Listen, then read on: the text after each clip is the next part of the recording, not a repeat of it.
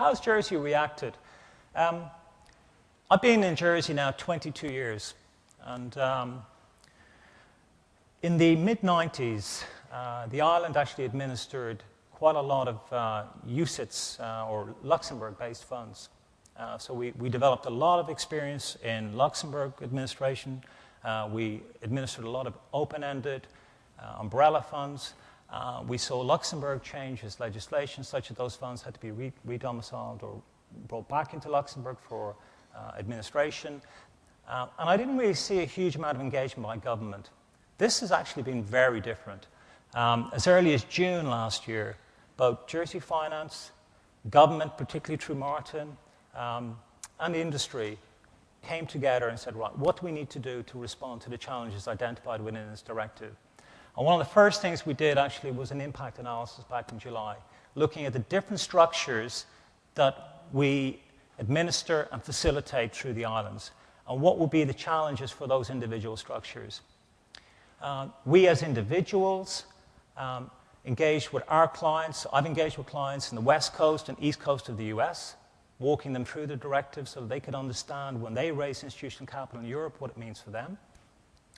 One of the first things that we as a firm did in July was actually sit down with two of the major alternative asset managers in France. Why? Because we felt France was going to be probably one of the political powers that would actually play this out. And I'm pleased to say, actually, as recently as 3 weeks ago, we had a call from one of those asset managers, the chairman of a very large hedge fund platform in Paris, who was eager to talk to Jersey Finance and ourselves. And the message he wanted to share with us was, we've been talking to Jean-Paul Gauzet, we've been talking to Michel Barnier, and the view publicly expressed is that third country jurisdictions, such as the Channel Islands, will be in a position to seek equivalence, and potentially equivalence early. Now, what this fund manager was also saying is, we're not interested in just having this 2-3 year transition period. We want immediate passporting rights.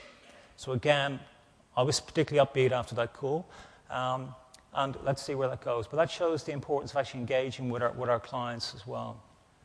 Alignments of interests within industry associations. I think Anne Homranley is actually in the audience today. Anne is actually from Industria Capita, based in Sweden. She has been heading up a subgroup within EVCA, looking at the impact of this directive. Anne has been to the island a number of times. We've been involved in numerous phone calls in terms of the direction of the directive. We've been providing information to her. She's been providing information to us. We've had Benoit Lebret, who is the guide, who's acting as the lobbyist for EVCA with the Commission. He's been to the island in terms of talking to us what our strategy should be. So we have a huge alignment of interest with industry associations. There's also certainly two of the big four accounting firms. The network, global network initiative around this directive has been led from the islands, again demonstrating our position within our global networks. And the public position that Jersey has taken back in July last year was, we think appropriate regulation is a good thing, and we're confident that we will be equivalent. So what does that mean? Well, first of all, in terms of experience, we've got well over 3 decades of experience in asset management and administration. And I think there's been very little evidence of any fallout over that period in terms of investor loss. And as I said already, very little evidence of any, none that I've seen, in relation to Madoff. We've also had independent reviews validate that. Last year, the IMF review, first of all, came out with the fact that Jersey, in terms of its position on crime, people refer to Jersey as a tax haven, and I take personal offense to that. Okay, it's haven from my perspective. I pay less tax than you do in the UK, but if that's what a haven means, great. But in terms of anti-money laundering and terrorist financing, the Financial Action Task Force have 49 recommendations out there. We are compliant or largely compliant with 44 of those recommendations. Compare that to other jurisdictions, and we lead the way. In terms of tax information exchange agreements, again, I think Jersey has actually led the way in terms of being open, being transparent. We don't believe that the world of secrecy is a world that we want to operate within. We've nothing to hide. and the IMF has reinforced that Jersey is seen as a pioneer in this area. IMF also says we maintain open and cooperative dialogue with other regulatory supervisors. Another thing we hear from certain onshore jurisdictions, why would you go to a non-regulated environment? Jersey is a regulated environment. All fiduciary service providers are regulated. All fund managers are regulated.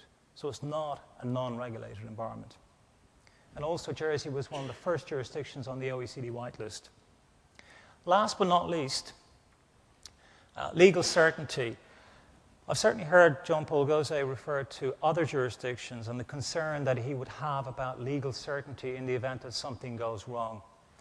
One of the great strengths we do have is we have an Anglo-Saxon legal legislative environment.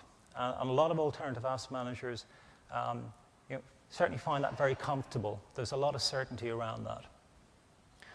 So let's now turn to two areas. The first area is, okay, looking at what the rapporteur is saying, an EU manager, because remember, of course, this directive actually regulates the manager, not the fund, right? An EU manager with a non-EU AIF, right? So a Jersey fund, a Cayman fund, a BVI fund, a Guernsey fund. What are the conditions that it must satisfy to continue after the 2-year transitionary period to get access to institutional investors in Europe? Cooperation and exchange of information. You heard me talk about IMF. Right? We are very cooperative. Prevent money laundering and terrorist financing. We're top of the pack on that. Third country grants EU AIFs effective market access.